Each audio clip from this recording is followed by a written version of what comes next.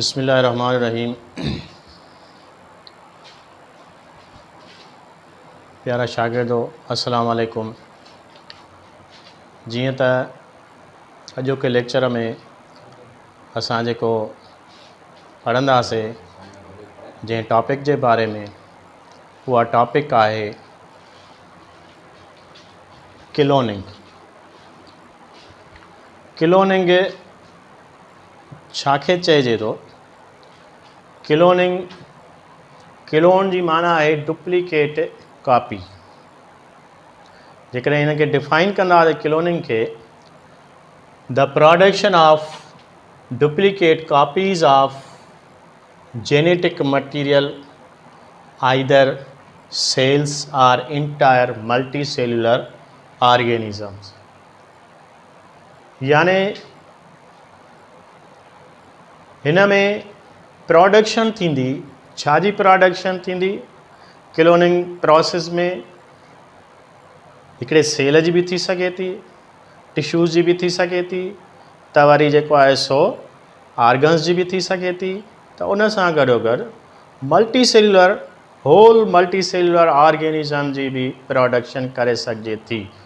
पर उहा कीअं हूंदी? उहा एग्ज़ैक्ट डुप्लीकेट कॉपी हूंदी। छाजी? पंहिंजे पेरेंट्स जी। त यानी उहा डुप्लीकेट कॉपी छाजे बुनियाद ते हूंदी? On the base of genetic material. यानी जेनेटिकली उहे जेके ऑफस्प्रिंग पैदा थींदा उहे छा हूंदा? आइडेंटिकल कॉपी हूंदा, 100% आइडेंटिकल हूंदा टू इट्स पेरेंट्स।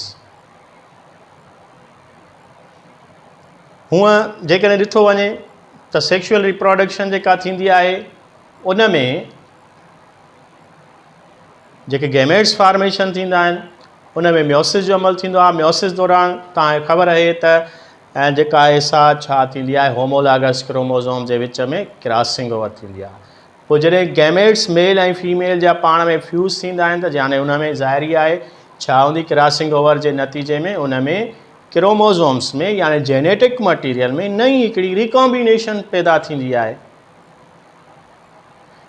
उन करे सेक्शुअल रिप्रोडक्शन दौरान जेके ऑफस्प्रिंग पैदा थींदा आहिनि उहे 100% पंहिंजे पेरेंट्स जहिड़ा न आहिनि हूंदा। का न का उन में वेरिएशन मौजूदु हूंदी आहे। पर क्लोनिंग जे ज़रिए जेके ऑफस्प्रिंग या सबस्टेंस या सेल या कोई बि माना इवन मल्टी सेलुलर ऑर्गेनिज़म उहो छा हूंदो? बिल्कुलु एग्ज़ैक्ट कॉपी हूंदो पंहिंजे पेरेंट्स जी। जेकॾहिं ॾिठो वञे त हीअ आहे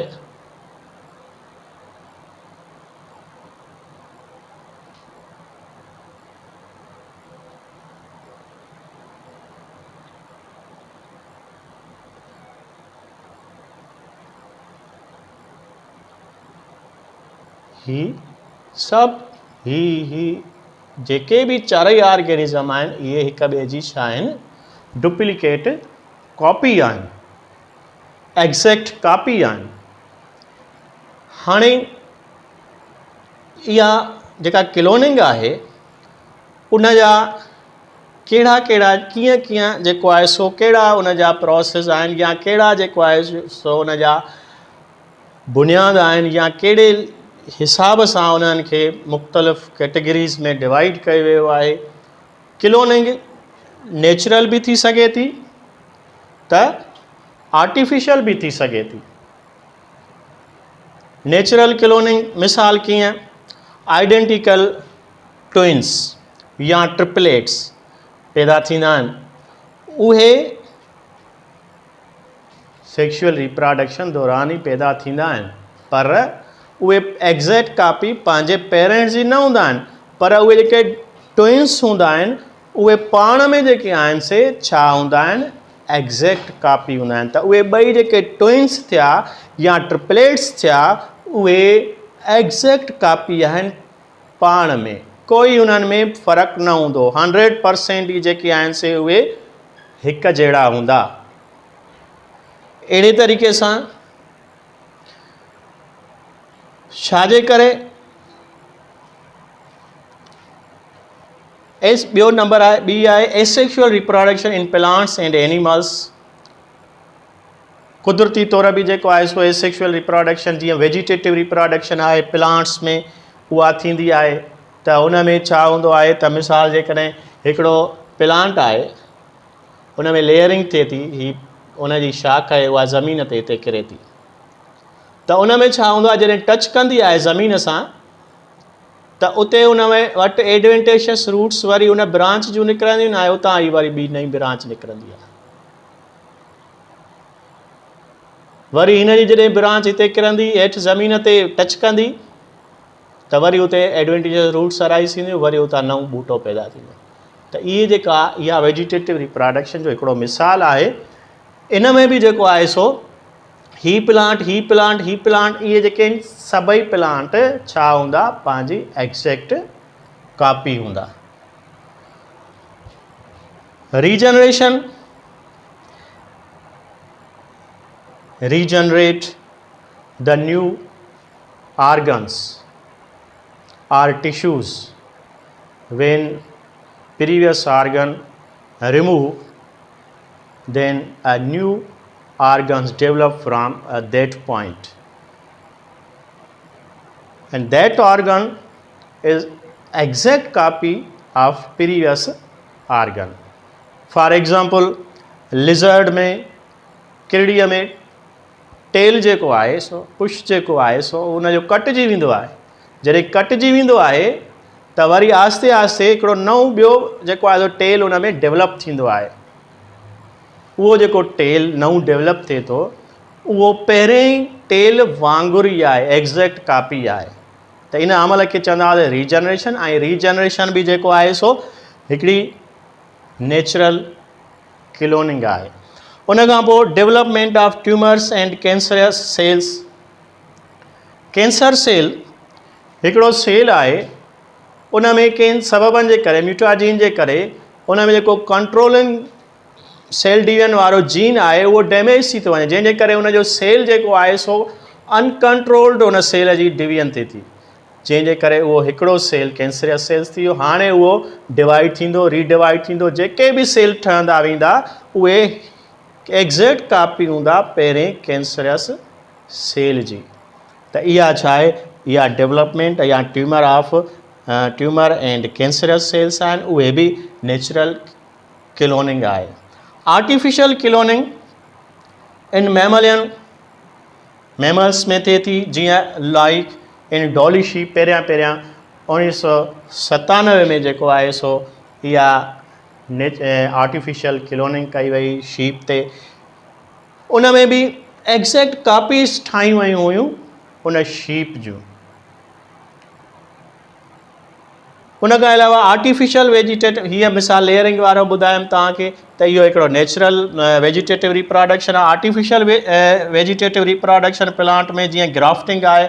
मिसाल हिकिड़ो ही प्लांट आहे, ॿियो ही प्लांट आहे, या ईअं खणी चऊं त असां हिकिड़ो देसी जेको आहे सो मैंगो आहे, अंब आहे, उन में ग्राफ्टिंग कराईंदा, पेवंदकारी कराईंदा। छाजी, हिकिड़ो जेको आहे सो सिंधड़ी अंब आहे जेको हाइब्रिड आहे, उन जो छा कंदासीं, का बि शाख या बड कट करे उहा कंहिं में इंसर्ट कंदासीं, जेको देसी अंब आहे उन जे स्टेम में, उतां जेको आहे सो पोइ उहा शाख हिन वारी ग्रो कंदी, जंहिंजे नतीजे में ही प्लांट जेको हूंदो उहो हाणे एग्ज़ैक्ट हूंदो कंहिंजो, जंहिंमां बड या जेको आहे सो ब्रांच यानी वेजिटेटिव पार्ट खणी ट्रांसफ़र कयोसीं कंहिं ॿिए प्लांट में।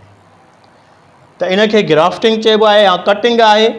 जीअं कमंद आहे, कमंद खे जेको आहे सो उनखे कट करे, गुरियूं कटे करे उहे जेको आहे सो ज़मीन में असां लॻाईंदा आहियूं, त उतां जेके ॿूटा उन्हनि गुरियुनि मां पैदा थींदा आहिनि, त उहे सभु प्लांट एग्ज़ैक्ट कापी हूंदा आहिनि पंहिंजे पहिरें जी। यानी जेका पैदावार ॾींदा उहा पंहिंजे पेरेंट्स जहिड़ी ॾींदा, यानी उहा साॻी वेराइटी हूंदी, कोई फ़र्क़ु उन में न हूंदो। त वेजिटेटिव रिप्रोडक्शन मतिलबु इहो आहे त को बि प्लांट जो वेजिटेटिव ऑर्गन जेको आहे सो उहो इस्तेमालु थिए, यूज़ थिए छा में, रिप्रोडक्शन में, त उनखे चइबो आहे vegetative reproduction. Vegetative reproduction is also type of asexual reproduction. या ईंदासीं हाणे टिश्यू कल्चर।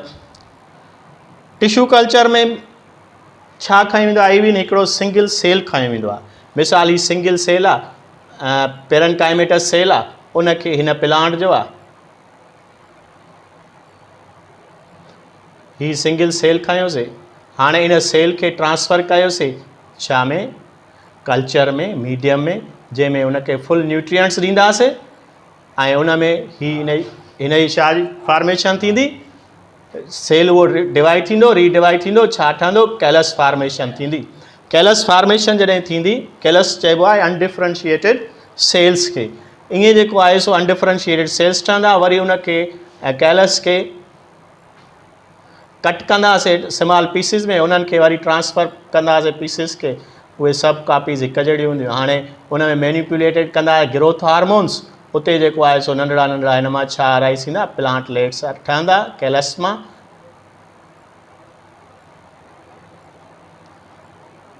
पोइ हिननि खे ट्रांसफ़र कंदासीं सॉइल में, उते फर्दर हिननि जी ग्रोथ थींदी ऐं उहे सभु प्लांट जेके आहिनि से पाण में एग्जैक्ट कापी हूंदा ऐं पंहिंजे पेरेंट जी बि एग्जैक्ट कापी हूंदा। त हीअ बि हिकिड़ी छा आहे नेचुरल, इहो सॉरी आर्टिफिशियल क्लोनिंग आहे, टिश्यू कल्चर। उन जे ज़रिए असां जेको आहे सो डुप्लीकेट कापीज़ ठाहियूं था छा जूं, उन्हनि प्लांट्स जूं।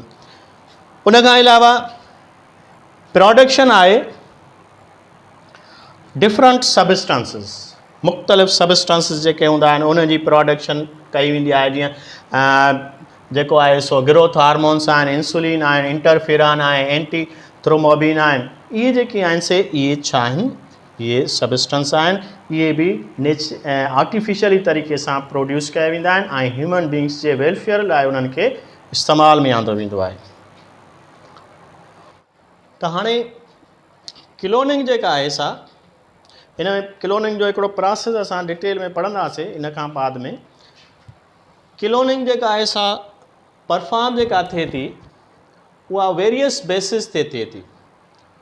उन में क्लोनिंग छाजे बुनियाद ते कई वञे थी, सबस्टेंस जे बुनियाद ते बि कई वञे थी, सेल जे बुनियाद ते बि कई वञे थी, टिश्यू या ऑर्गन्स जे बुनियाद ते बि कई वञे थी, त उन खां अलावा मल्टी सेलुलर ऑर्गेनिज़म जे बुनियाद ते बि कई वञे थी।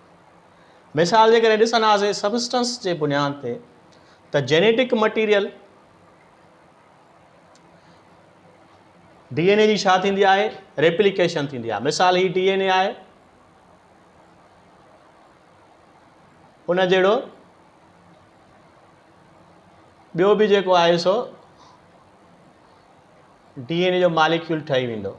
त ही मालिक्यूल ऐं ही मालिक्यूल ॿई छा हूंदा, पाण में एग्जैक्ट कापी हूंदा, कोई फ़र्क़ु न हूंदो।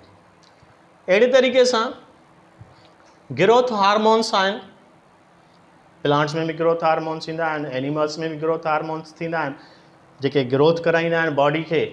ऐं उन खां अलावा मिल्क खे इंक्रीज़ करण लाइ, मीट खे इंक्रीज़ करण लाइ मुख़्तलिफ़ जेके आहिनि से हार्मोन्स हूंदा आहिनि। त उहे हार्मोन्स जेके आहिनि से नेचुरली त जिस्म में ठहंदा आहिनि, पर आर्टिफिशियल तरीक़े सां बि उन्हनि हार्मोन्स खे जेको आहे सो बायोटेक्नोलॉजी जे ज़रिए प्रिपेयर करे सघिजे थो ऐं उहे जेके आहिनि से उहे हार्मोन्स एग्जैक्ट हूंदा, कोई फ़र्क़ु न हूंदो। इंसुलिन आहे, जीअं इंसुलिन छा खे कंट्रोल कंदो आहे, शुगर लेवल खे बॉडी में, नॉर्मल माण्हूअ में ठहंदो आहे, शुगर लेवल खे कंट्रोल में ज़ाब्ते में रखंदो आहे, जंहिंजे करे उन पर्सन जी जेका शुगर लेवल आहे उहा कंट्रोल में रहंदी आहे। पर जेकॾहिं उन में जेको आहे सो इंसुलिन जी प्रोडक्शन डाइमिनिश थी वञे या जेको आहे सो इंसुलिन जी प्रोडक्शन बिल्कुलु ख़तमु थी वञे, थोरी हुजे, या टारगेट साइड जेके रिसीव कंदा उन में फॉल्ट अची वञे, त छा थींदो, त उहो पेशेंट थी पवंदो डायबिटीज़ जो, शुगर जो पेशेंट थी पवंदो। पोइ उन लाइ इंसुलिन तव्हांखे ख़बर आहे त इंसुलिन जेको आहे सो जेनेटिकली इंजीनियरिंग जे ज़रिए जेको आहे सो प्रिपेयर कयो वेंदो आहे। पोइ टाइप 1 बि आहे, टाइप 2 बि आहे, इन जो जेको आहे सो डायबिटिक्स जो टाइप जेको 1 आहे उहो इंसुलिन डिपेंडेंट हूंदो आहे। उनखे इंसुलिन इंजेक्शन लॻंदी आहे जंहिंजे करे उनजी शुगर लेवल कुझु न कुझु कंट्रोल में ईंदी आहे। उहा इंसुलिन किथां मार्केट मां कीअं मिले थी? उहा पहिरियां लेबोरेटरीज़ में ठहे थी, छाजे थ्रू? जेनेटिक इंजीनियरिंग जे थ्रू। इन खां अलावा इंटरफेरान आहिनि, इहे छा आहिनि? प्रोटीन्स आहिनि, group of signalling proteins made and release by host cell in response to the presence of several virus.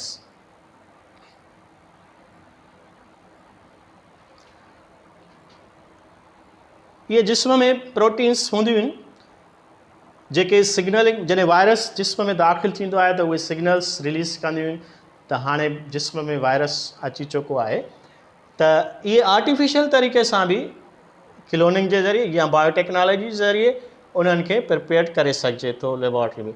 एंटीथ्रोम्बोबिन इहे स्मॉल प्रोटीन्स आहिनि जेके एक्टिवेट कंदियूं आहिनि सेवरल एंजाइम्स खे कंहिं दौरान कोगुलेशन सिस्टम दौरान उहे छा कंदियूं आहिनि? उनखे एक्टिवेट कंदियूं आहिनि।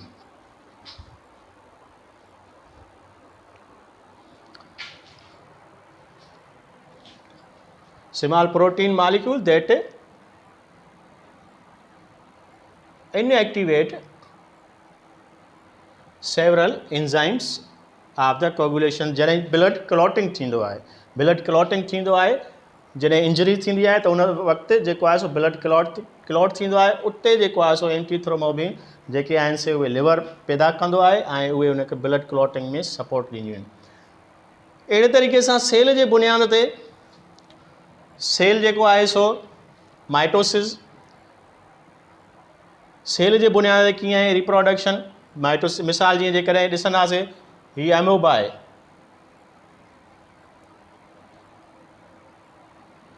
हिन मां जेके आहिनि से डुप्लीकेट कॉपीज़ ठहनि थियूं।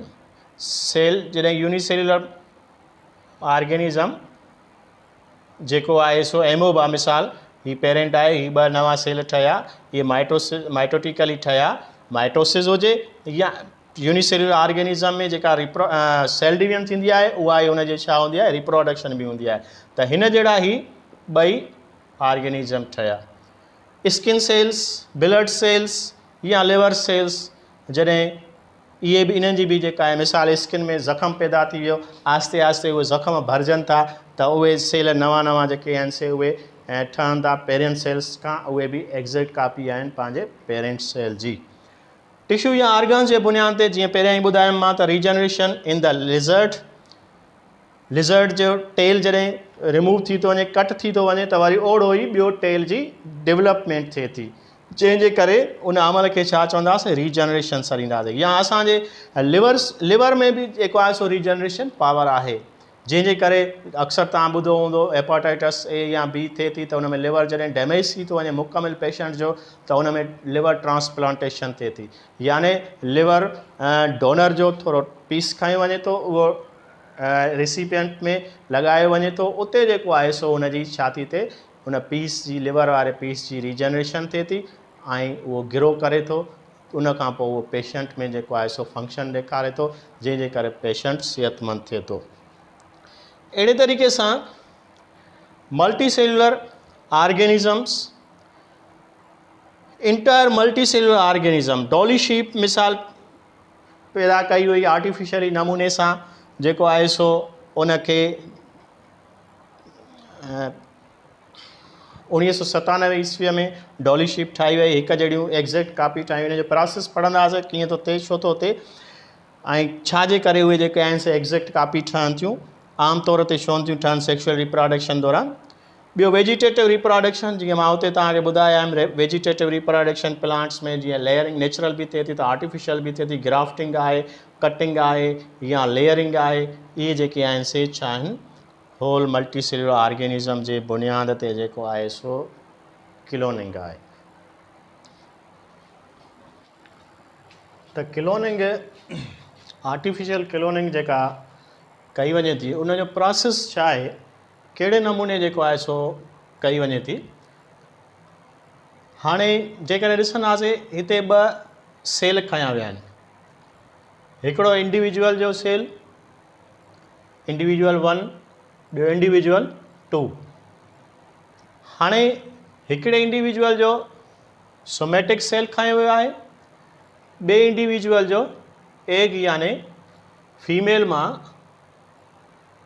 फीमेल सेक्स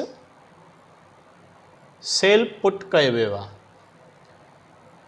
हाणे हिन में ॾिसंदासीं हिन सोमेटिक सेल में एग सेल में ॿिन्ही में न्यूक्लियाई मौजूदु आहे। हिन में न्यूक्लियस मौजूदु आहे जंहिंखे इंडिकेट कयो वियो आहे रेड कलर सां, ऐं हिन में बि एग में बि न्यूक्लियस मौजूदु आहे जंहिंखे इंडिकेट कयो वियो आहे ग्रीन कलर सां।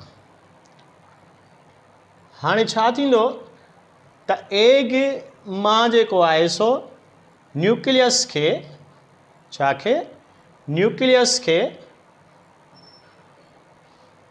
रिमूव कयो वेंदो। एग मां न्यूक्लियस खे रिमूव कयो वियो, उन खां पोइ जेको ऑर्गेनिज़म जो सोमेटिक सेल यानी बॉडी जो सेल खयो वियो आहे उन सेल मां न्यूक्लियस कढी करे यूज़ कयो वियो छा में, एग जे साइटोप्लाज़्म में, माना एग सेल में। एग सेल जो पंहिंजो न्यूक्लियस रिमूव कयो वियो, उन जे जाइ ते सोमेटिक सेल वारो न्यूक्लियस पुट कयो वियो। हाणे इहो ज़ाइगोट आहे, इन खे पुट कंदासीं छा में, वरी बि उन ई जॻह ते फीमेल जे सेक्स ऑर्गन में रखंदासीं जिते फर्दर उन जी छा थींदी, डेवलपमेंट थींदी। इहो जॾहिं ऑफस्प्रिंग पैदा थींदो, ऑर्गेनिज़म पैदा थींदो, उन जा जेके कैरेक्टरिस्टिक्स हूंदा उहे कंहिं जहिड़ा हूंदा। सवाल आहे त इंडिविजुअल 1 जहिड़ा हूंदा या इंडिविजुअल 2 जहिड़ा हूंदा। इन सवाल जो जवाबु आहे त इन ऑर्गेनिज़म जो जेको ऑफस्प्रिंग पैदा थियो उन जा जेके 100% कैरेक्टरिस्टिक्स जेके मिलंदा उहे इंडिविजुअल 1 सां मिलंदा। छाजे करे त इंडिविजुअल 1 जो न्यूक्लियस खयो वियो आहे, सोमेटिक सेल मां न्यूक्लियस कढियो वियो आहे, उन न्यूक्लियस में सॼी जेका इंफॉर्मेशन मौजूदु आहे, जेनेटिक इंफॉर्मेशन मौजूदु आहे, DNA जेको मौजूदु आहे उहो सॼो जो सॼो एग्ज़ैक्ट कंहिंजो आहे, इंडिविजुअल 1 जो आहे। जंहिंजे करे उन जा ज़ाहिरी आहे कैरेक्टरिस्टिक्स एक्सप्रेस केरु कंदो आहे, उन जो DNA कंदो आहे, जेनेटिक मटीरियल कंदो आहे। उहो सॼो जो सॼो जेनेटिक मटीरियल जॾहिं हिन में एग सेल में इंसर्ट कयो वियो, न्यूक्लियस इंसर्ट कयो वियो, त ज़ाहिरी आहे कैरेक्टरिस्टिक्स हिन जी ऑफस्प्रिंग जा कंहिंसां मिलंदा, इंडिविजुअल 1 सां मिलंदा। यानी जंहिं बि ऑर्गेनिज़म जो छा खणंदासीं, सोमेटिक सेल खणंदासीं, उन जहिड़ा कैरेक्टरिस्टिक्स अपीयर थींदा, कोई हिन में वेरिएशन न हूंदी त ही एग्ज़ैक्ट कापी हूंदो कंहिंजी, इंडिविजुअल 1 जी। इंडिविजुअल 2 जी एग्ज़ैक्ट कापी न हूंदो। हाणे छा इहे जेकॾहिं हिननि में सेक्शुअल रिप्रोडक्शन थिए हा त उहे ऑफस्प्रिंग एग्ज़ैक्ट कापी पैदा थिए हा कंहिं बि ऑफस्प्रिंग जी? न। छो त उन में जॾहिं गैमेट्स फॉर्मेशन थिए हा त उन दौरान मियोसिस जो अमल थिए हा, मियोसिस जे अमल दौरान उन्हनि क्रोमोज़ोम्स जे विच में इंडिविजुअल 1 जे में छा थिए हा, जेके उन इंडिविजुअल 1 में ज़ाहिरी आहे ऐं होमोलैगस क्रोमोज़ोम्स हूंदा, हिकिड़ो सेट उन जे फादर ॾांहुं आयल आहे, हिकिड़ो सेट उन जे मदर ॾांहुं आयल आहे। उहे क्रोमोज़ोम छा कंदा, पंहिंजा सेगमेंट एक्सचेंज कंदा, जंहिंजे करे स्पर्म्स या एग्स वटि जेके आहिनि से छा थींदा, उन जा वेरिएशन मौजूदु, यानी उन में जेनेटिक रिकॉम्बिनेशन हूंदी, नई कॉम्बिनेशन, जंहिंजे करे उहे जेके ऑफस्प्रिंग पैदा थींदा उहे हिननि जहिड़ा मौजूदु न हूंदा। हाणे इहा त हिकिड़ी आर्टिफिशियल क्लोनिंग।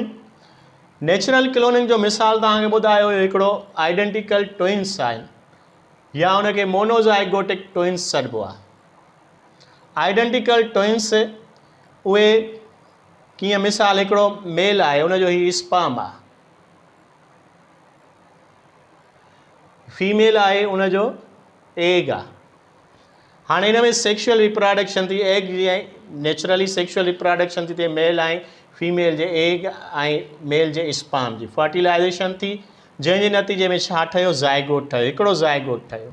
हाणे हिन हिकिड़े ज़ाइगोट में इंफॉर्मेशन जेका मेल ॾांहुं ऐं फीमेल ॾांहुं अचणी हुई उहा हिकिड़ो दफ़ो ई अची वई। हाणे छा थींदो त ज़ाइगोट ठहण खां पोइ कॾहिं कॾहिं छा थींदो आहे त उहो ज़ाइगोट डिवाइड थींदो आहे माइटोटिकली घणनि में, ॿिनि ज़ाइगोट में, ही ज़ाइगोट ॿियो ही ज़ाइगोट ठहियो हिकिड़ो ज़ाइगोट, जंहिंजे करे अॻिते हली माइटोटिकली ॿिनि में विरहाइजे थो। हिकिड़ो ई ठहियो एट ए टाइम त उन करे हिनखे मोनोज़ाइगोटिक सही ना, mono means single zygote. Single zygote मां ॿ या टे ऑफ स्प्रिंग डेवलप थियनि था त उनखे मोनोज़ाइगोटिक। हाणे इंफॉर्मेशन हीअ हिते मिसाल ही रेड क्रोमोज़ोम ग्रीन, हेॾां ग्रीन क्रोमोज़ोम आयो हिन पेयर जो, हेॾां रेड आयो, हेॾां ग्रीन आयो हिन पेयर जो, हेॾां रेड आयो, इहे मौजूदु आहिनि। हाणे इंफॉर्मेशन हिकिड़ो दफ़ो ई अची वई। हाणे छा थींदो, ज़ाइगोट जे डिवाइड थी वियो ॿिनि ज़ाइगोट में। हाणे ॿई ज़ाइगोट अलॻि अलॻि इंडिविजुअल में डिवाइड थींदा। जॾहिं इंडिविजुअल में डिवाइड थींदा उहे ऑफ स्प्रिंग जॾहिं ग्रो कंदा ऐं उन्हनि जी बर्थ थींदी त ॿई ऑफ स्प्रिंग पाण में छा हूंदा, एग्ज़ैक्ट कापी हूंदा, पाण में एग्ज़ैक्ट कापी हूंदा। हिननि जे मेल या फीमेल यानी पेरेंट्स जहिड़ी न हूंदा, छो त ही सेक्शुअल रिप्रोडक्शन जे नतीजे में पैदा, ही ॿई पाण में आइडेंटिकल हूंदा। अहिड़े तरीक़े सां इहा हिकिड़ी छा आहे, नेचुरल क्लोनिंग आहे ऐं हिन में हर कैरेक्टर हिकु जहिड़ा ई हूंदा ॿिन्ही में। या इहे ॿई मेल थी सघनि था या ॿई फीमेल थी सघंदा। ईअं न हूंदो त जेके आइडेंटिकल ट्विन्स आहिनि उन्हनि में हिकिड़ो मेल हुजे हिकिड़ो फीमेल, छो त हिन वटि हिकिड़ो दफ़ो स्पर्म हिकिड़ो ऐं हिकिड़ो एग फर्टिलाइज़ थियो।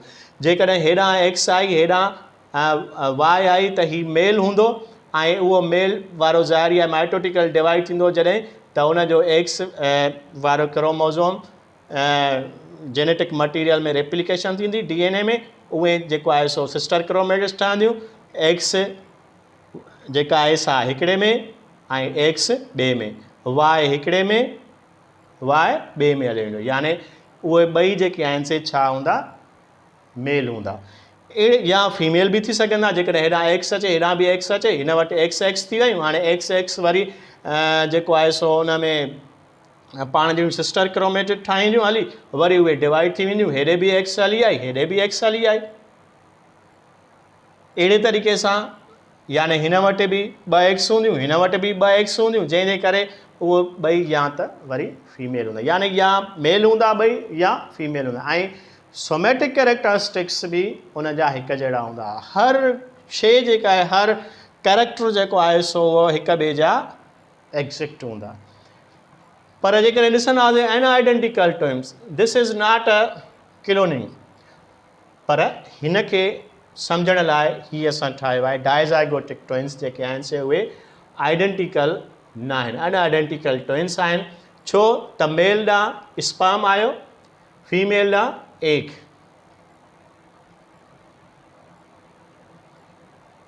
इहो पाण में फ्यूज़ थियो, ही ज़ाइगोट ठहियो। वरी ही स्पर्म जेको आहे अलॻि, ही एग अलॻि, छो त ओवरीज़ ॿ मौजूदु आहिनि एट ए टाइम, ॿई एग्स उन जा फर्टिलाइज़ थी सघनि था ॿिनि अलॻि अलॻि स्पर्म्स सां, जंहिंजे करे ही स्पर्म हिन एग सां फर्टिलाइज़ थियो, ही ज़ाइगोट ठहियो, ही स्पर्म हिन एग सां फर्टिलाइज़ थियो, ही ज़ाइगोट ठहियो। यानी ही घणा ज़ाइगोट ठहिया, ॿ ज़ाइगोट ठहिया। इन करे हिन अमल खे छा चवंदा, इहे ट्विन्स खे, इन्हनि खे छा चवंदासीं, डाइज़ाइगोटिक ट्विन्स। डाइज़ाइगोटिक ट्विन्स, ॿ ज़ाइगोट ठहिया, ॿई अलॻि अलॻि ज़ाइगोट अलॻि अलॻि इंडिविजुअल में डेवलप थींदा, जंहिंजे करे ॿई जेके इंडिविजुअल पैदा थींदा उहे पाण में एग्ज़ैक्ट कापी न हूंदा, उन में वेरिएशन मौजूदु हूंदी। इहे ॿई मेल बि थी सघनि था, ॿई फीमेल बि थी सघनि था, या हिकु मेल बि थी सघे थो, हिकिड़ो फीमेल बि थी सघे थो। छाजे करे, ऐं कैरेक्टर बि हिननि जा हिक ॿिए जहिड़ा एग्ज़ैक्ट न हूंदा, काई न काई वेरिएशन मौजूदु हूंदी। छो त हीअ अलॻि स्पर्म आहे हिन मेल ॾांहुं, हीअ अलॻि स्पर्म आहे, हिन वटि मुख़्तलिफ़ वेरिएशन हूंदी, जेनेटिक मटीरियल हूंदो, हिन वटि उनखां थोरो वेरिएबल जेनेटिक मटीरियल हूंदो, हिन में बि साॻी तरह सां वेरिएबल मटीरियल हूंदो जेनेटिक, हिन में बि एग में बि वेरिएबल हूंदो, हिन खां कोई न कोई फ़र्क़ु हूंदो, जंहिंजे करे ॿई ज़ाइगोट जॾहिं ठहंदा त उन्हनि में डिफरेंट जेका आहे सा जेनेटिक इंफॉर्मेशन हूंदी, जंहिंजे करे ॿई इंडिविजुअल जेके पैदा थींदा उन में कोई न कोई फ़र्क़ु ज़रूरु हूंदो। त ही जेके आहिनि से ही नॉट अ क्लोनिंग, पर ही जेका आहे सा इहा छा आहे, क्लोनिंग आहे। इन सां आजो कि असांजी जेका टॉपिक आहे क्लोनिंग वारी उहा पाण पूरी थी, ऐं नेक्स्ट लेक्चर में वरी कंहिं नई टॉपिक सां गॾु तव्हांजे साम्हूं ईंदासीं। तेसि ताईं अल्लाह हाफ़िज़।